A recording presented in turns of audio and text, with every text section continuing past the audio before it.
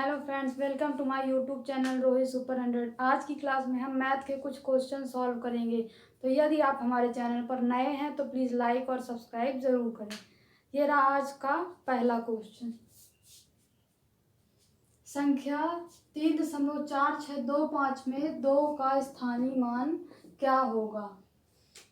तो इस सबसे पहले तो हमको क्या निकालना है, स्थानीय मान 2 का। स्थानीय मान क्या होता है, अगर नंबर लिख दिया जाए 34625, पॉइंट ना लगाया जाए, तो स्थानीय मान अगर 2 का पूछा जाए तो क्या होता है, किसी संख्या में किसी अंक का स्थानीय मान का मतलब होता है कि उस संख्या में उस अंक का स्थान कौन सा है। मतलब ये इकाई दहाई, 2 किस स्थान पर है, दहाई, तो 2 और फिर इसके बाद जितने अंक होते हैं उतने 0 लगा दिया जाता है। तो या फिर 2 गुणे 10 तो क्या आ जाएगा, 2 दाम 20, तो इसका स्थानीय मान क्या हो जाएगा, 20। इसी तरह अगर 4 का देखें तो क्या होगा, ये 4 और इसके बाद कितने अंक है, 3, तो कितना आ जाएगा, 4000। इसका मतलब यह है कि जो 4 है वो किस स्थान पर है, 1000वें स्थान पर। इस तरह 2 किस स्थान पर है, सैकड़ा पर, इसीलिए 20 आया इसका स्थानीय मान। लेकिन जब संख्या में दशमलव लगा होता है, हमारी संख्या क्या है, 3.4625, तो इसका रूल कुछ दूसरा होता है। इसमें हमको 2 का स्थानीय मान निकालना है, तो इसका स्थानीय मान क्या होगा, अंश में हमेशा 1 होता है, जब दशमलव लगा हो तब 1, और बटे में क्या होता है, इसके पहले जितने अंक होंगे, कितने अंक है 2 के पहले, 1 2 3, तो 1000। तो क्या आ जाएगा इसका स्थानीय मान, 1/1000, और यही है 2 का स्थानीय मान। यहाँ पे मत घबराइएगा कि यहाँ 2 है यहाँ 1 है। किसी भी अंक का अगर आपको इसमें 5 का स्थानीय मान निकालने को बोले तो क्या होगा, 1 बटे, और 5 के पहले कितने अंक है, 4, तो कितना आ जाएगा नीचे 10,000। तो ये 5 का स्थानीय मान होगा। और ये किसका है, 2 का स्थानीय मान जो हमको निकालना था। तो दोस्तों ये रहा हमारा फाइनल आंसर। अब चलते हैं अगले क्वेश्चन की ओर। दोस्तों ये रहा हमारा अगला क्वेश्चन। सबसे छोटी अभाज्य संख्या क्या है। ये 4 ऑप्शन दिए गए हैं, पहला 0, दूसरा 1, तीसरा 2, चौथा 3। अब अभाज्य संख्या क्या होती है, ऐसी संख्याएं जो स्वयं से कटती हैं, स्वयं या फिर 1 से कटती हैं और किसी नंबर से डिवाइड नहीं होती। जैसे 7 है, ये 7 से डिवाइड होगा या फिर 1 से डिवाइड होगा। 5 है, 3 है। तो ये पूछा गया है यहाँ सबसे छोटी अभाज्य संख्या क्या होगी। तो यहाँ पे लोग गलती करते हैं कि सबसे छोटी अभाज्य संख्या 1 होगी, लेकिन ये सही आंसर नहीं है। सबसे छोटी अभाज्य संख्या क्या होती है, 2। 1 को ना तो भाज्य में रखा गया ना ही अभाज्य में रखा गया है, और सबसे छोटी अभाज्य संख्या कौन सी है, 2। तो हमारा आंसर क्या होगा, 2, क्योंकि 2 से ही डिवाइड होता है या फिर किससे, 1 से। तो सबसे छोटी अभाज्य संख्या क्या होगी, 2। ये है हमारा इसका आंसर। अब चलते हैं अगले क्वेश्चन की ओर। दोस्तों ये रहा हमारा अगला क्वेश्चन। 1 से 100 तक की संख्याओं में अंक 0 कितनी बार आता है। किसकी बात की गई है, 0 की, कि 1 से 100 तक की संख्याओं में 0 कितनी बार आता है। तो 1 से 100 तक की संख्याओं में हम सबसे पहले लिखेंगे अंक जिसमें 0 आता है, संख्या लिखेंगे जिसमें 0 आता है। तो 1 से 1 2 3 4 5 6 7 8 9, उसके बाद क्या आएगा, 10। तो एक संख्या मिल गई 10, इसमें 1 0, फिर 20 आएगा, उसके बाद 30, फिर 40, फिर 50, 60, इसी तरह 70, फिर 80, फिर 90 और 100। अब यहाँ पे देखिए, यहाँ पे लिखा है 1 से 100 तक की संख्याओं में। यहाँ ये जो लिखा हुआ है 1 से 100 तक की संख्याओं में, इसका मतलब हमको 10 20 30 इनको तो लेना ही, साथ में 100 को भी शामिल करना है। अगर ये बोलता कि 1 से 100 के बीच की संख्याओं में, तब हम इस 100 को छोड़ देते, क्योंकि वो ये पूछ रहा है कि 1 से 100 के बीच की संख्याओं में कितने जीरो आएंगे। तो इसमें क्या हो जाएगा, इनको काउंट करेंगे तो 1 2 3 4 5 6 7 8 9 10 11, तो कितने जीरो आएंगे, 11 जीरो, 11 शून्य आएंगे। 1 से 100 तक की संख्याओं में कितने शून्य आएंगे, 11। लेकिन अगर पूछे कि 1 से 100 के बीच की संख्याओं में, के बीच की संख्याओं में जीरो कितनी बार आएगा, तो कितनी बार आएगा, इसको फिर क्या कर देंगे, हटा देंगे, क्योंकि वो ये बोल रहा है कि 1 से 100 के बीच की संख्याओं में कितने जीरो आएंगे। तो कितने आएंगे, 1 2 3 4 5 6 7 8 9, तो यहाँ पे फिर क्या हो जाएगा, 9। तो अभी फिलहाल हमारा आंसर कितना है, 11 जीरो, क्योंकि यहाँ बोला गया है कि 1 से 100 तक की संख्याओं में कितने जीरो आएंगे। तो हमारा फाइनल आंसर है 11 जीरो। अब चलते हैं अगले क्वेश्चन की ओर। दोस्तों ये रहा हमारा अगला क्वेश्चन। 35,362 में 5 के स्थानीय मान व अंकित मान में कितना अंतर होगा। क्या क्या निकालना है, पहले हमको 5 का स्थानीय मान और अंकित मान। अब स्थानीय मान क्या होता है, 35,362, इसमें हमको 5 का पहले क्या निकालना है, स्थानीय मान। तो किसी संख्या का मतलब किसी अंक का स्थानीय मान क्या होता है, किसी संख्या में उस अंक का स्थान कौन सा है वही उसका क्या होता है, स्थानीय मान। 5 किस स्थान पर है, ये इकाई, दहाई, सैकड़ा, हजार, मतलब इसका स्थानीय मान क्या हो जाएगा, 5 गुणे, और किस स्थान पर है, 1000वें स्थान पर, तो 5 गुणे 1000, तो क्या आ जाएगा इसका स्थानीय मान, 5000। अब 5 का हमको क्या निकालना है, अंकित मान। इसमें पूछा गया है कि 5 के स्थानीय मान और अंकित मान में क्या अंतर है।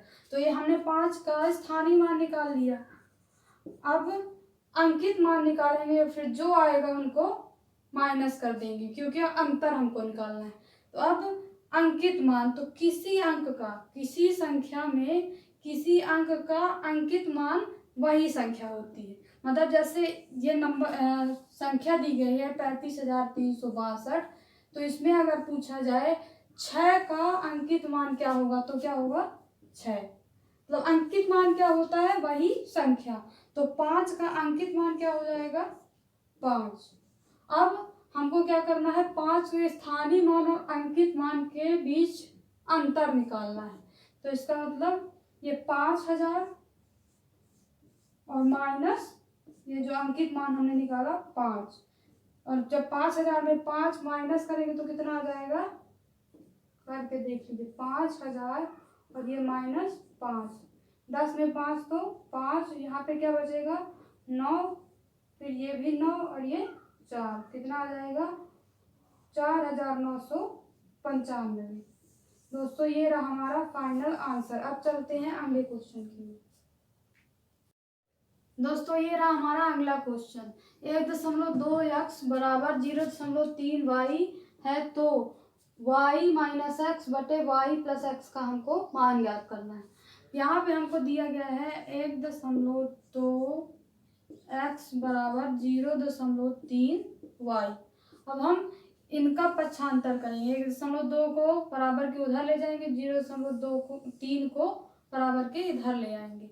तो ये गुणे में है तो उधर जाएगा तो भाग में, ये भी इधर गुणे में है तो इधर आएगा तो भाग में। x बटे 0.3 बराबर y बटे 1.2। अब इस y को अगर नीचे लाएंगे हर में, तो ये हर वाली संख्या कहाँ चली जाएगी, अंश में।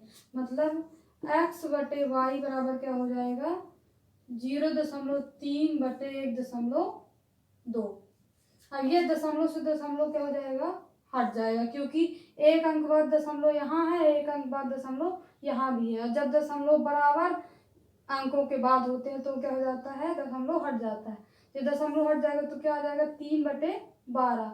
तो 3 एकम 3, 3 चौक 12, मतलब x बटे वाई बराबर क्या आ गया, 1/4।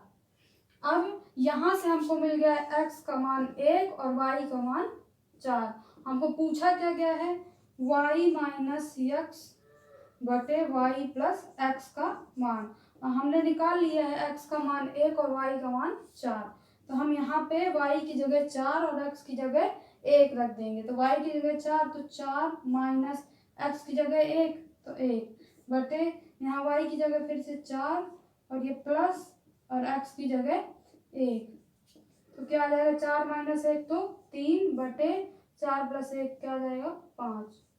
दोस्तों ये रहा हमारा फाइनल आंसर। अब चलते हैं अगले क्वेश्चन की। तो ये रहा हमारा अगला क्वेश्चन, 7 और 13 के बीच कितनी परिमेय संख्याएं होंगी। और ये क्वेश्चन CTET में आ चुका है 2014 में। तो इस टाइप के क्वेश्चन को अच्छे से समझ लेते हैं। क्या पूछा गया, 7 और 13 के बीच कितनी परिमेय संख्याएं होंगी। अब सबसे पहले आता है कि परिमेय संख्या क्या होती है। परिमेय संख्या तो ऐसी संख्याएं जो P बटे Q के रूप में हो। किस रूप में, P बटे Q के रूप में, जहां P को क्या बोलते हैं अंश और Q क्या कहलाता है हर। और इसमें एक कंडीशन होती है कि Q is not equal to 0, मतलब जो हर है वो 0 के बराबर नहीं होना चाहिए। तो इस तरह अगर देखें तो दो भी एक परिमेय संख्या है। क्यों, क्योंकि 2 बटे 1 लिखा जा सकता है। तो अंश इसका क्या है 2 और हर क्या है 1। इसी तरह 5 बटे 3 ये भी एक क्या है परिमेय संख्या है। लेकिन अगर लिख दिया जाए 7 बटे 0 तो क्या ये परिमेय संख्या है, नहीं, क्योंकि इसकी कंडीशन क्या दी हुई थी कि हर 0 नहीं होना चाहिए, इसलिए ये परिमेय संख्या नहीं है। तो अब आगे चलते हैं। इसमें पूछा गया है कि 7 और 13 के बीच कितनी परिमेय संख्याएं होंगी। तो दो अंकों के बीच में या फिर दो संख्याओं के बीच में परिमेय संख्या कैसे निकाला जाता है, उसका एक फॉर्मूला होता है कि 7 और 13 के बीच की परिमेय संख्या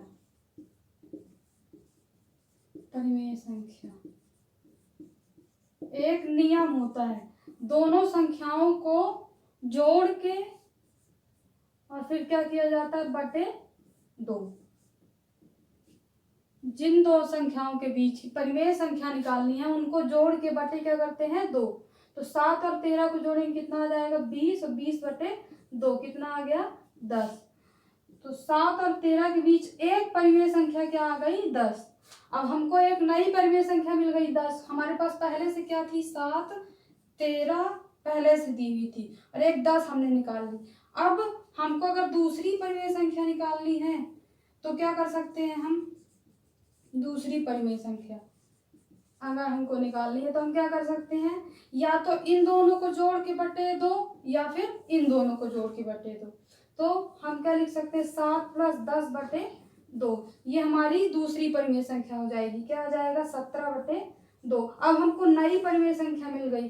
अब हम तो इस तरह से हम कई परिमेय संख्याएं निकाल सकते हैं। तो कह सकते हैं कि दो अंकों के बीच कितनी परिमेय संख्याएं हो सकती हैं, अनंत। तो इसका आंसर क्या होगा ऑप्शन सी, मतलब 7 और 13 के बीच अनंत परिमेय संख्याएं होंगी। ये रहा हमारा फाइनल आंसर। अब चलते हैं अगले क्वेश्चन की ओर। दोस्तों ये रहा हमारा अगला क्वेश्चन, निम्न में से कौन सी महत्तम संख्या है। ये 4 ऑप्शन दिए गए हैं, इनमें से हमको बताना है कि कौन सी महत्तम संख्या। महत्तम का मतलब होता है सबसे बड़ी संख्या। इन 4 ऑप्शनों में से सबसे बड़ी संख्या कौन सी है। तो सबसे पहले हम क्या करेंगे, इन चारों ऑप्शंस को हल करेंगे और हल करने के बाद हमको जो रिजल्ट मिलेंगे उनको देख के हम बता सकते हैं कि कौन सी सबसे बड़ी संख्या है।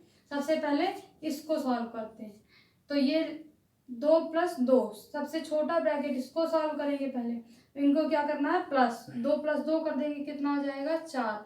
फिर इसका क्या है स्क्वायर लगा है और फिर उसके ऊपर भी क्या है स्क्वायर। अब ये 4 का स्क्वायर क्या आ जाएगा 16। फिर इसका भी स्क्वायर करना, 16 का स्क्वायर कितना आ जाएगा 256। तो इसको हल करने के बाद कितना मिला 256। इसका रिजल्ट मिला 256। अब बी नंबर ऑप्शन, इसको हल करते हैं। तो ये 2 प्लस 2 प्लस 2 कितना आ जाएगा 2 2 4 2 6 और 6 का स्क्वायर तो कितना आ जाएगा 36। इसको हल करने से कितना मिला 36। अब चलते हैं सी नंबर में। तो सी नंबर में देखेंगे क्या लिखा है 4 का स्क्वायर। 4 का स्क्वायर क्या होता है 16, तो कितना आ जाएगा इसका 16। अब डी नंबर को हल करेंगे तो 2 गुणे 2 गुणे 2 मतलब 2 दूनी 4 दूनी 8, कितना आ जाएगा 8। और फिर इसका स्क्वायर, तो इसका स्क्वायर करेंगे कितना आएगा 64। तो इसका रिजल्ट क्या आ गया 64। अब इन चारों ऑप्शंस के रिजल्ट हमने सॉल्व करके लिख लिए। इसका 256, ये 36, ये 16 और ये 64। तो इनमें से सबसे बड़ी कौन सी संख्या है 256। तो महत्तम संख्या क्या हो जाएगी ऑप्शन ए। तो हमारा ऑप्शन ए करेक्ट आंसर है। फ्रेंड्स, अगर आपको हमारा वीडियो अच्छा लगा तो प्लीज़ लाइक एंड सब्सक्राइब ज़रूर करें और अपने फ्रेंड्स को शेयर करें। Thank you.